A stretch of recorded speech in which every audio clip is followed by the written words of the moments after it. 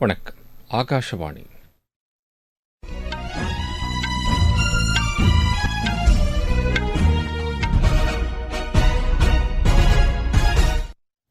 செய்திகள் வாசிப்பவர் கோபாலகிருஷ்ணன். தலைப்புச் செய்திகள். அரசு திட்டங்களின் பயன்கள் மக்களை முழுமையாக சென்றடைய வேண்டும் என்பதே நமது லட்சியம் வளர்ச்சியடைந்த பாரதம் யாத்திரையின் முக்கிய நோக்கம் என்று பிரதமர் திரு நரேந்திர மோடி கூறியுள்ளார். நாட்டை வளர்ச்சிப் பாதையில் கொண்டு செல்வதில் பெண்களின் பங்கு முக்கியமானது என்று குடியரசு துணைத் தலைவர் திரு ஜெக்தீப் தங்கர் தெரிவித்துள்ளார். நாட்டின் பொருளாதாரம் நடப்பு நிதியாண்டில் 7.3% வளர்ச்சி பெறும் என ரிசர்வ் வங்கி ஆளுநர் திரு சக்திகாந்த தாஸ் தெரிவித்துள்ளார். ஈரான் நடத்திய தாக்குதலை அடுத்து அந்நாட்டு தூதரை பாகிஸ்தான் வெளியேற்றியிருப்பதுடன் அங்குள்ள தமது தூதரையும் திரும்பப் பெற்றுள்ளது. ஒலிம்பிக் தகுதிச் சுற்று மகளிர் ஹாக்கி போட்டியின் அரையிறுதியில் இந்தியா இன்று ஜெர்மனியை எதிர்கொள்கிறது. இனி விரிவான செய்திகள். அரசு திட்டங்களின் பயன்கள் மக்களை முழுமையாக சென்றடைய வேண்டும் என்பதே நமது லட்சியம் வளர்ச்சியடைந்த பாரதம் யாத்திரையின் முக்கிய நோக்கம் என்று பிரதமர் திரு நரேந்திர மோடி கூறியுள்ளார். கேரள மாநிலம் கொச்சியில் பிஜேபி நிர்வாகிகள் கூட்டத்தில் நேற்று பங்கேற்று பேசிய அவர் அரசின் நடவடிக்கைகளால் 25 கோடி மக்கள் வறுமையிலிருந்து மீண்டுள்ளதாக தெரிவித்தார். நாட்டில் ஒவ்வொருவரின் வருமானத்தையும் உயர்த்த வேண்டும் என்ற நோக்கத்துடன் பிஜேபி அரசு செயல்பட்டு வருவதாக அவர் கூறினார். நமது லட்சியம் வளர்ச்சியடைந்த பாரதம் யாத்திரை விடுபட்ட பயனாளிகளை அரசு திட்டங்களில் இணைப்பதாக திரு நரேந்திர மோடி தெரிவித்தார். இதனிடையே நமது லட்சியம் வளர்ச்சியடைந்த பாரதம் யாத்திரையின் பயனாளிகளுடன் பிரதமர் காணொலி மூலம் இன்று கலந்துரையாட உள்ளார்.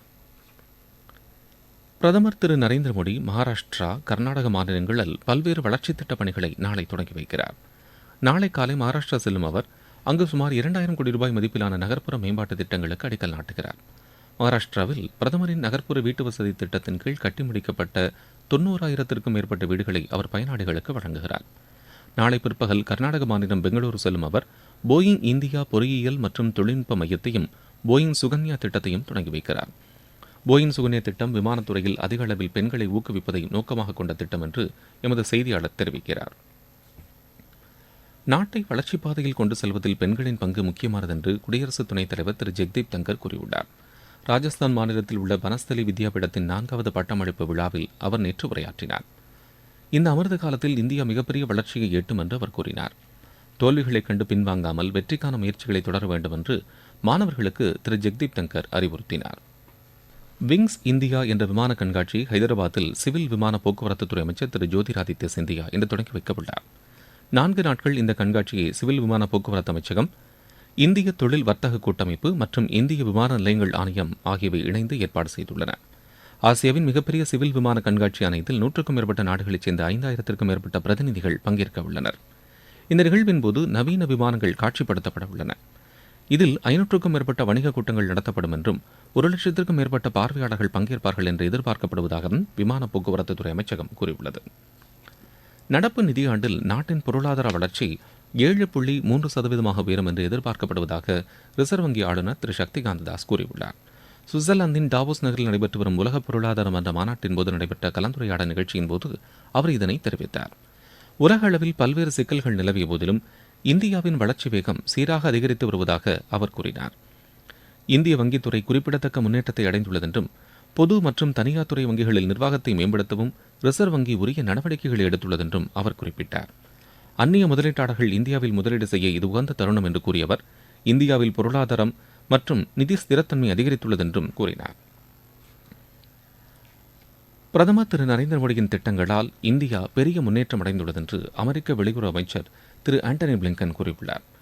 உலக பொருளாதார மன்றத்தின் ஆண்டு கூட்டத்தில் பேசிய அவர் இந்தியாவின் அரசு திட்டங்கள் மக்கள் மீது நல்ல தாக்கத்தை ஏற்படுத்தி வருவதாக கூறினார். பல்வேறு துறைகளில் இந்தியாவும் அமெரிக்காவும் வலுவான நல்லுறவை கொண்டுள்ளதாகவும் திரு ஆண்டனி பிளிங்கன் குறிப்பிட்டார். ஆரோக்கியமான கிராமங்கள் என்ற தேசிய பயிலரங்கை ஆந்திர மாநிலம் திருப்பதியில் ஊரக வளர்ச்சித்துறை இணையமைச்சர் திரு கபில் முரேஸ்வர் பாட்டீல் இன்று தொடங்கி வைக்கிறார்.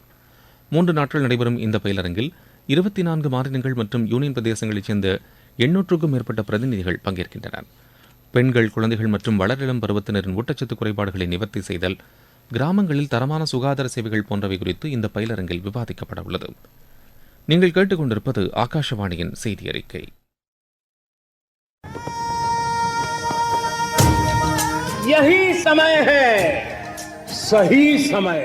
இதுதான் வேளை, சரியான வேளை. ஒவ்வொரு தேசத்தின் வளர்ச்சி பயணத்தின் போதும் தேசம் முன்வந்து புதிய உறுதிப்பாடுகளோடு முன்னேற்ற பாதையிலே பயணிக்கக்கூடிய அற்புதமான ஒரு வேளையும் பிறக்கும். புதிய பாரதத்தின் துவக்கத்தின் இது அமுத காலம். இதுவே கோடானு கோடி நாட்டு மக்களுடைய உறுதிப்பாடாகும். அமுத காலம் 25 ஆண்டுகளுக்கு ஆனது. ஆனால் நாம் நம்முடைய லட்சியங்களை அடைவதற்காக இப்போதிலிருந்தே முனைப்புடன் செயல்பட வேண்டும். भारत को गढ़ने का यही समय है. காதி மற்றும் கிராம தொழில்துறை தயாரிப்புகளின் விற்பனை கடந்த 9 ஆண்டுகளில் 1,34,000 கோடி ரூபாயை தாண்டியுள்ளதென காதி மற்றும் கிராம தொழில்கள் ஆணையத்தின் தலைவர் திரு மனோஜ்குமார் கூறியுள்ளார். புதுதில்லியில் உள்ள காதி பவனில் புதிய வகை காதி ஆடை அறிமுக நிகழ்ச்சியில் அவர் பங்கேற்று உரையாற்றினார். கதர் பொருட்களின் விற்பனை 6,000 கோடி ரூபாயாகவும் அதிகரித்துள்ளது என்று அவர் தெரிவித்தார். நாடு முழுவதும் மேற்கொள்ளப்பட்டு வரும் நமது லட்சியம் வளர்ச்சியடைந்த பாரதம் யாத்திரை பொதுமக்களிடையே பெரும் வரவேற்பை பெற்றுள்ளது. மத்திய அரசின் திட்டங்கள் குறித்த விழிப்புணர்வை ஏற்படுத்துவதோடு விடுபட்ட பயனாளிகளுக்கு திட்டங்கள் சென்றடைவதையும் உறுதி செய்யும் நோக்கில் இந்த யாத்திரை நடத்தப்பட்டு வருகிறது. நாடு முழுவதும் இந்த யாத்திரையில் இதுவரை 15 கோடிக்கும் அதிகமான மக்கள் பங்கேற்றுள்ளனர். தமிழகத்தின் திண்டுக்கல் மாவட்டத்தில் இந்த யாத்திரையின் போது ட்ரோன் மூலம் விளைநிலங்களில் உரம் மற்றும் பூச்சிக்கொல்லி மருந்துகள் தெளிப்பது தொடர்பாக விளக்கம் அளிக்கப்பட்டதாகவும் இது பயனுள்ளதாக அமைந்தது எனவும் பயனாளி ஒருவர் எமது செய்தியாளரிடம் கூறினார். திண்டுக்கல் மாவட்டம் ஆத்தூர் கிராமம் போடிகான்வாடி பஞ்சாயத்து புன்சுப்பாண்டி பேசுறேன். இந்த ட்ரோன் பத்தி காட்டினாங்க, நல்லா இருந்துச்சு செய்முறைகள். அது தோட்டத்துக்குள்ள போகாம வெளியே நின்று எல்லாம் அடிக்கிற மாதிரி வசதியா இருக்குது. இது பெட்ரோல் ஸ்ப்ரேல அடிச்சா எல்லாமே உடம்புல ஸ்கின் ப்ராப்ளம் வருது. அது நிறைய தூக்கி விடுறதுக்கு ஆள் எல்லாமே இருக்கு. இதுக்கு ஆள் தேவையில்லை. ட்ரோன் மூலமா ஈஸியா அடிச்சு எல்லா வேலையும் பார்த்துட்டு வந்துடுவோம். நேரமும் கம்மியாகுது. மருந்து செலவு ரொம்ப கம்மி. 1 ஏக்கருக்கு அடிக்கலாம்னு சொல்றாங்க. அது 1 ஏக்கர்ன்ற போது 5 நிமிஷத்துல அடிச்சு முடிச்சிடறேன். அது நல்ல தொழில்நுட்பமானது. தில்லி தேசிய தலைநகர பகுதியில் காற்று மாசுபாட்டை குறைக்கும் ஒரு முக்கிய நடவடிக்கையாக ஹரியானா அரசு 2024-25 ஆண்டுக்கான செயல் திட்டத்தை வெளியிட்டுள்ளது.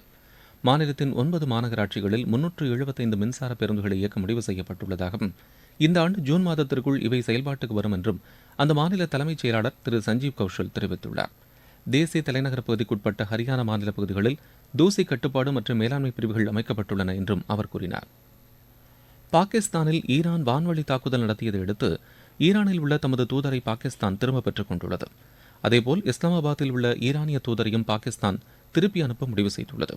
பாகிஸ்தான் வெளியுறவு அமைச்சக செய்தித் தொடர்பாளர் மும்தாஜ் செஹ்ரா பலூச் இதனை தெரிவித்தார். 2 நாடுகளுக்கும் இடையே உயர்மட்ட அளவிலான பயணங்களும் ரத்து செய்யப்படுவதாக பாகிஸ்தான் கூறியுள்ளது. முன்னதாக பாகிஸ்தானின் பலூச்சிஸ்தான் மாகாணத்தில் எல்லை நகரமான பஞ்ச்கூரில் பயங்கரவாத குழுவான ஜெய்ஷ் அல் அட்லின் அமைப்பின் 2 நிலைகளை குறிவைத்து ஈரான் வான்வழி தாக்குதல் நடத்தியது.